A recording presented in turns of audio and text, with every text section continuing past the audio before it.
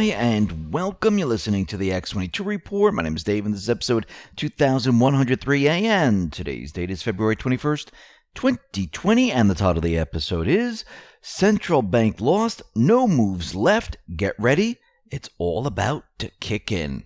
Now, I need to talk to you about gold. There's a reason that it's been around for thousands of years as an investment, and that's its simplicity. Nothing complicated about gold. That's it. Noble Gold have hundreds of testimonials from people like Stefan S., who said, buying gold was an adventure into uncharted territory for me. Frankly, I was very nervous that I would make a huge mistake, overpay for the precious metal, and go down with my ship. But Andrew and the team at Noble Gold quite literally took me by the hand and led me through the maze. I can sleep better knowing that they have my back. Sound like a plan? Call Noble Gold now at 877-646-5347. They'll have your back too, or click the link below.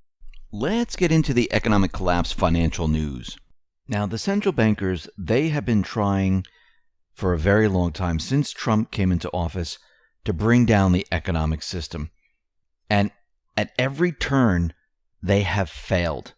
Their plan to cover up their system from imploding has completely failed. And this latest event that we're watching right now in China, that is also failing. Yes, I know the mainstream media is out there pushing numbers like you can't believe, telling you that it's going to get worse, but watch what happens next. Now, we know that the World Trade Organization, the IMF, and the rest, they're out there and they're saying that China's economy, their economic growth, is going to be disrupted because of this. China, on the other hand, is saying the opposite. This is temporary. We'll bounce back right after it's finished.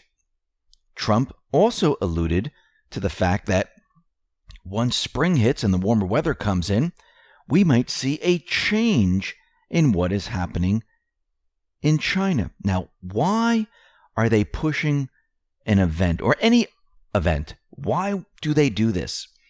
Because they don't want to be exposed to the world.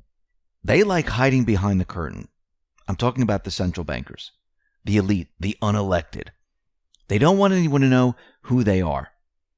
When you hear like the top 10 list of the most wealthy, those aren't the wealthy people.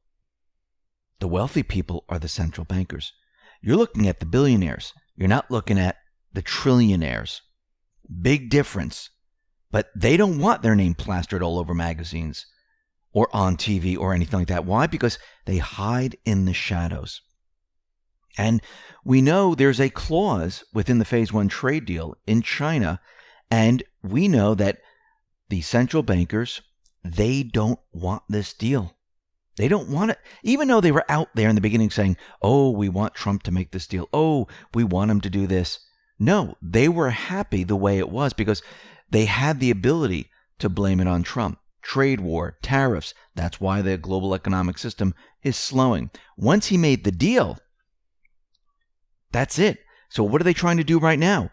They're trying to have China back off. This way, when their event dies down, they can say, you see, this is why the economy is now slowing, because China backed away because of the clause, and we're back to where we started. Is that going to work? Absolutely not. Actually, the White House right now is telling China, you must honor your trade deal commitments. What's happening now with this event is not going to interrupt our deal. And remember, they have to negotiate. They just can't say, hey, we're done here. And I don't think it's going to happen. And Trump, he is waiting for everything that he put into place. Now, I do believe that he wanted the USMCA and everything else in place way before this, but we know that Pelosi sat on the USMCA. She waited until the impeachment trial and all that other stuff. Then she went ahead for optics, decided to pass it, and we have to wait for it to kick in. Because once it kicks in, the economy is going to change. Now, Trump and the Patriots, they know this. And Trump tweeted out the following: if our formerly targeted farmers need additional aid until such time as the trade deals with China, Mexico, Canada, and others fully kick in, that aid will be provided by the federal government, paid for out of the massive tariff money coming into the U.S. Now, we know the USMCA is going to bring the U.S., Mexico, and Canada to the next level. It was created so the U.S. with these countries can be a manufacturing powerhouse. And it will establish trade across the world. And we're already starting to see signs of shifted investment into North America. And we're already seeing increases in the forecasts for U.S. manufacturing. The Philadelphia Fed tracks factory orders in eastern Pennsylvania, southern New Jersey, and Delaware. New orders in that region soared far higher than all expectations, reflecting a strong consumer-driven economy with ongoing purchases of durable goods. And we also know that Trump is looking to cut taxes for the middle class come this September. Remember, timing is everything.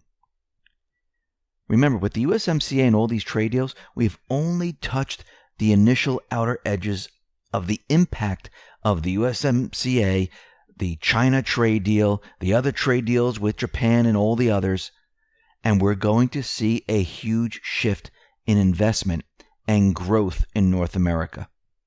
Everything is about to change. We're already starting to see this. Now, Microsoft, they're going to be investing $1.1 billion in Mexico over the next 5 years. Now, why would they do that? Well, first, they're investing in new data centers with Mexico, which indicates they are ready to fill a need for clients who need expanded digital technology. Think of it like a digital service infrastructure.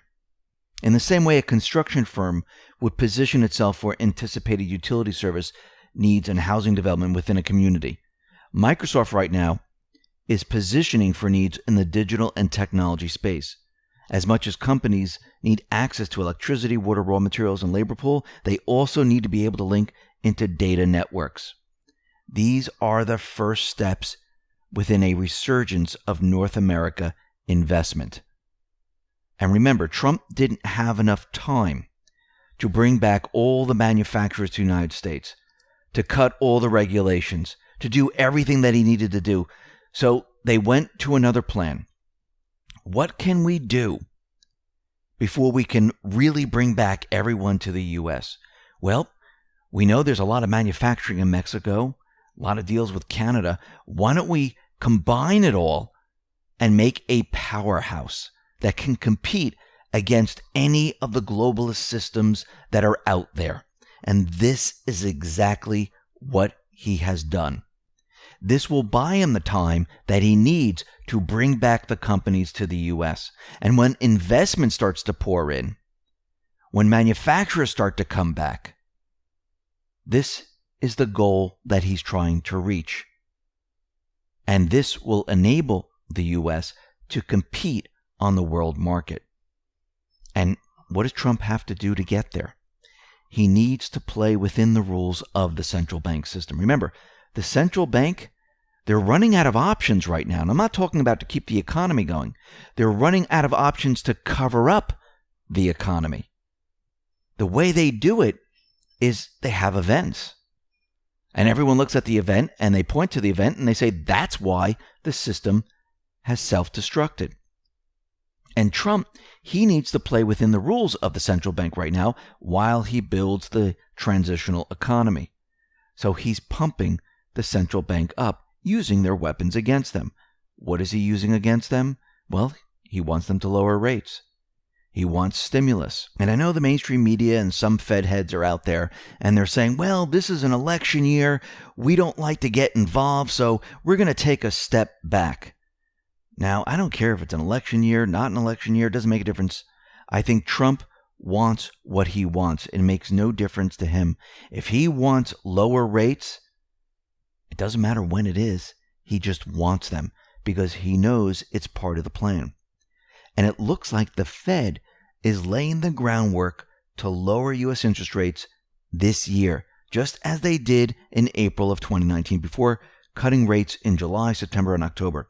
Now, do I think it's going to be 3 rate cuts? No, I think it might be just 1 this year. I think Trump wants that extra push. Think about what he has planned this year. He's going to announce a middle-class tax cut in September. And if rates are lowered maybe 2 months before that or at the same time, what is that going to do to the economy right before the elections? It's going to boost it up like we've never seen before. And think about it. During this whole time, what's happening? The trade deals, the USMCA deal, the China Phase 1 deal, it's all kicking in at the same time. Trump is preparing for this. Once everything's kicking in, what do you think his next step is? I mean, of course, after he wins the election, he's going to be going after the central bank. That's what this is all about. This is about preparing everything, preparing the transitional economy, preparing the narrative, creating the proper optics. So in the end, they can go after the central bank system. That's what it's all about.